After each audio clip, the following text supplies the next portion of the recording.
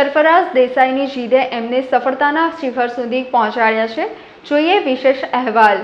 નર્મદા જિલ્લાના એકમાત્ર 50 metre rifle shooting player Shri Sarfaraz દેસાઈની કહાની રોચક છે। સરફરાઝ દેસાઈની જીદે તેમને સફળતાના શિખર સુધી પહોંચાડ્યો છે। તેઓની રાઇફલ શૂટિંગની સફર ધોરણ 8માં એનસીસી થકી થઈ હતી। કોલેજ દરમિયાન નેશનલ કેડેટ કોર્પ્સનો હિસ્સો બનીને થયેલ સેનામાં કેમ્પમાં રાઇફલ શૂટિંગમાં તેમણે પોતાની પ્રતિભાનો પરિચય આપ્યો હતો। રાઇફલ શૂટિંગ એક પ્રોફેશનલ રમત છે જેમાં કારકિર્દી ઘડવા માટે માનસિક સ્થિરતા, અનુશાસન અને સતત અભ્યાસ જરૂરી છે। શૂટિંગને પેશન અને પ્રોફેશન બનાવવા માટે શ્રી દેસાઈએ તેમના માતા-પિતા અને મામાએ પ્રોત્સાહિત કર્યા હતા। વડોદરા રાઇફલ ક્લબમાં તાલીમ લીધા બાદ તેઓએ પ્રથમવાર જિલ્લા કક્ષાની ઓપન સાઇડ સ્પર્ધામાં ભાગ લીધો હતો, પરંતુ ઓલિમ્પિકમાં પીપ સાઇડને પ્રોત્સાહન આપવામાં આવે છે, જેની તાલીમ લીધા બાદ શ્રી દેસાઈએ જિલ્લા કક્ષાની સ્પર્ધામાં હિસ્સો લીધો હતો। પીપ સાઇડ સ્પર્ધામાં ભાગ લીધા બાદ સ્ટેટ કક્ષાની સ્પર્ધામાં ઓલ ઓવર 7મો ક્રમ હાંસલ કરનાર શ્રી દેસાઈ જણાવે છે કે સારા પ્રદર્શન બાદ મારી ઝોન કક્ષાએ પસંદગી થઈ હતી। ત્યારબાદ આર્મી માર્ક્સમેનશિપ યુનિટમાં પણ મેં 10મી વેસ્ટ ઝોન સ્પર્ધામાં હિસ્સો લઈને 562 સ્કોર કર્યો હતો। આ સન્માનજનક સ્કોર સાથે નેશનલ માટે ક્વોલિફાય થયા બાદ કેરળમાં યોજાયેલી 65માં શૂટિંગ સ્પર્ધામાં ભાગ લીધો હતો। ઉલ્લેખનીય છે કે શ્રી દેસાઈની સિદ્ધિઓના પરિણામ સ્વરૂપ પ્રજાસત્તાક પર્વ નિમિત્તે તેઓનો નર્મદા જિલ્લા પ્રભારી મંત્રી શ્રી ભીખુસિંહજી પરમાર તથા જિલ્લા કલેક્ટર શ્રીમતી શ્વેતા તેવતિયાના હસ્તે પ્રમાણપત્ર આપી સન્માનિત કરવામાં આવ્યું હતું। નર્મદા જિલ્લાનો એકમાત્ર 50 મીટર રાઇફલ શૂટિંગ કરતો પ્લેયર છું। તો મેં મારી શૂટિંગ જર્ની ફર્સ્ટ મારો ઇન્ટ્રોડક્શન શૂટિંગમાં એનસીસીમાં 8th સ્ટાન્ડર્ડમાં થયો હતો, જ્યારે મેં કેમ્પ કર્યો હતો। એ વખતે મને શૂટિંગમાં ખાસો એવો ઇન્ટરેસ્ટ આવ્યો હતો।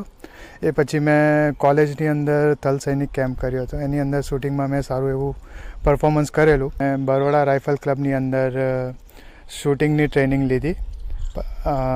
ત્યાં મારા કોચ છે વિકાસ વિક્રમસિંહ, એમણે મને શૂટિંગની ટ્રેનિંગ ત્યાંથી મને સ્ટાર્ટ કરાવી।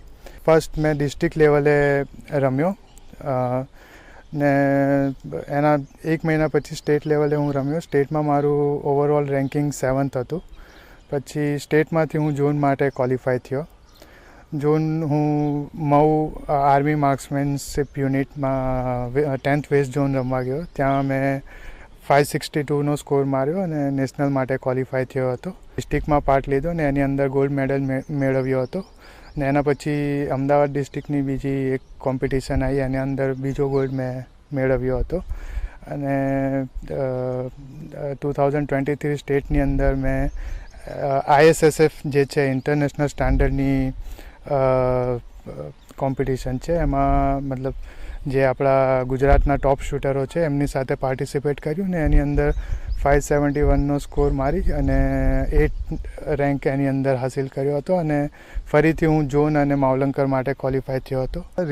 જિલ્લા રમત વિકાસ અધિકારી વિષ્ણુ સરે મને ફિઝિકલ ફિટનેસ માટે ખાસું એવું ગાઈડન્સ આપ્યું। તેનાથી મારા શૂટિંગમાં ખાસો એવો ફરક પડ્યો અને ઇમ્પ્રુવમેન્ટ આવ્યો।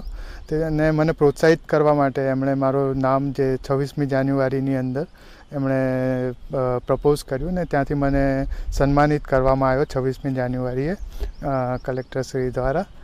તો તેનાથી મને ખાસો એવો પ્રોત્સાહન મળ્યો અને હું જે આગળ બી આપણા જિલ્લાનું નામ રોશન થાય અને ગોલ્ડ મેડલ મળે એ રીતની હું મારી તૈયારી રાખી। સરફરાઝ હનીફભાઈ દેસાઈ જે રાજપીપળા નર્મદા જિલ્લાના એકમાત્ર રાઇફલ શૂટર છે, જેમને પોતાના કેરિયરમાં સારી સિદ્ધિ મેળવેલ છે, જે આજે આપણા વચ્ચે સારું પ્રભુત્વ ઊભું કરી નર્મદા જિલ્લાનું નામ રોશન કરેલ છે। પહેલાં તો એમને ખૂબ ખૂબ અભિનંદન પાઠવું છું કે તેમને આપણું નામ રોશન કર્યું।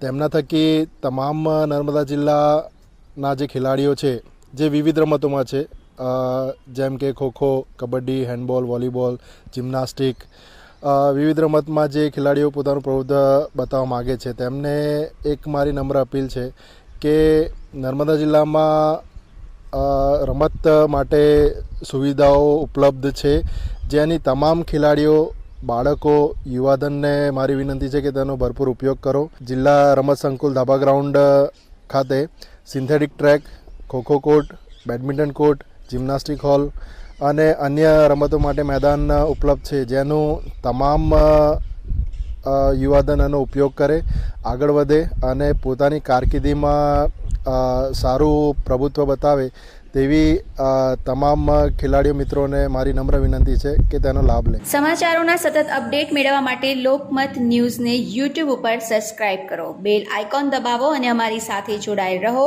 ફેસબુક, ઇન્સ્ટાગ્રામ અને ટ્વિટર ઉપર.